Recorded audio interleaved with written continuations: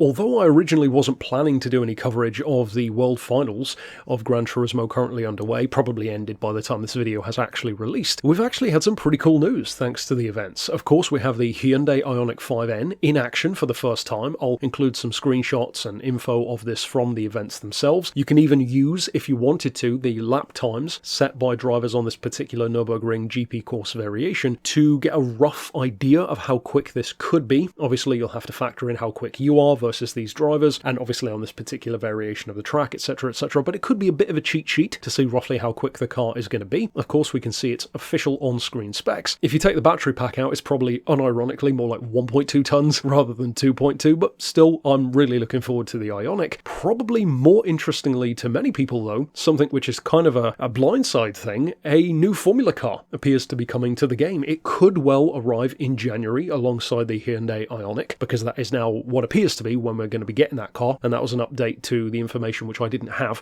when I first put out that Hyundai video. In the case of this one though, I'm usually not really interested in new Formula cars coming to the game. This one though, I'm actually unironically looking forward to because of a couple of key differences over the existing F1500, which of course was roughly inspired by Senna's Lotus, a non-license requiring version of that, if you will, very Gran Turismo 3-esque, very Formula Gran Turismo-esque in terms of avoiding those licensing problems. This one is, first things first, lighter than the F1500. It's the F3500 by about, 30-ish kilos, I think, lighter, so barely over 500, and although it has a lot less power, basically 200-ish horsepower less, here's the crucial thing. It's naturally aspirated, and that is why I'm really looking forward to seeing how this thing is to drive. Certainly it's quick, of course it's a Formula car, so they're all quick in that regard, without any kind of lag, hopefully, to worry about. Then I really do think this could end up being a lot more fun to drive. For those of us like myself who aren't really into Formula cars generally speaking, this one with around 780 horses, barely 500 kilos, crucially as I said naturally aspirated, and doubtless a great livery base, which we'll probably see a ton of different replicas from. Yeah, I'm actually looking forward to seeing what this one can do. And as another kind of tidbit which we saw from these events, not necessarily from what I saw and heard, although for full exposure I did not watch every second of the 2+ hour presentation, so if you did watch it all and heard something to the contrary, of course correct me in the comments or add to it, but we saw basically adjustable versions of Sophy being used. And again, I'll flash it up on screen, a screen grab from the event itself. This at the moment applies to Sophy, but the implications of this I find quite interesting because you could, at least in theory, use a version of this idea to implement maybe a return of B-Spec. And even if that weren't in GT7, because let's face it, it's pretty late in the life cycle to introduce B-Spec now, I wouldn't put it past them given that we've just had My First Gran Turismo come out, and speaking of which, I'm going to get into another bit of news about that just in a second in this same video, so stick around for that. For now though, I find this interesting because the groundwork is almost already there to have that kind of adjustable AI, not in terms of just easy, medium, hard, but more so in terms of actually deciding how the AI is going to act. Aggressiveness, taking the overtake, that kind of stuff. So that could very much so tie into a potential B-Spec return in future, maybe in the next game. And I even mentioned on the Discord for the channel, there's a link down in the description for that, that this could be a fairly justified way if they did want to extend the gameplay experience of GT7 and maybe bring some people back as well as some new faces. They could quite easily do a Gran Turismo 5 approach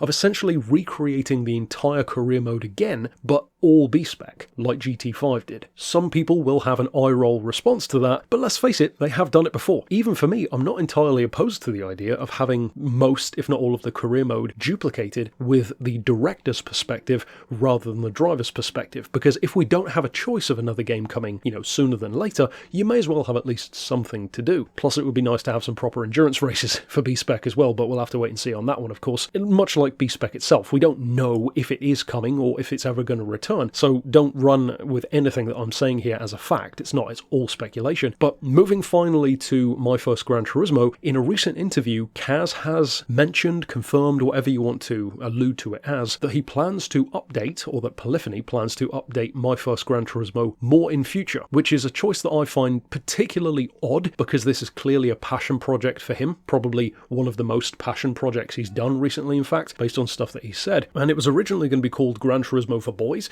It's now become a bit more wide in scope. And that approach to having this kind of free-to-play, simplified experience, more of an old-school game, even mentioned how the menu is simpler, the colours are brighter, the writing is bigger for those with perhaps a visual impairment, and also has a nice throwback to the original days where everything was much bigger on screen because of the graphics. Having this goal of more updates to come is a curious choice. I don't think it would necessarily be anything too crazy, but it could be a couple of extra cars maybe, perhaps a bonus track or two to flesh out the demo more, I guess, which is kind of odd because, you know, concepts, demos, prologues, it's always been a weird aspect of Gran Turismo which no other racing game really kind of does. Again, having all these variations and A-Spec, B-Spec is a very Japanese car thing to do, let alone a Japanese game. But yeah, a whole bunch of news, some from the live event, some from Kaz. Of course, stick around in the coming days and weeks for even more. Of course, we'll have to see when the Formula car arrives. Could well be with the Hyundai in, appears to be January, and we'll have to wait and see in future what else it holds. But for now,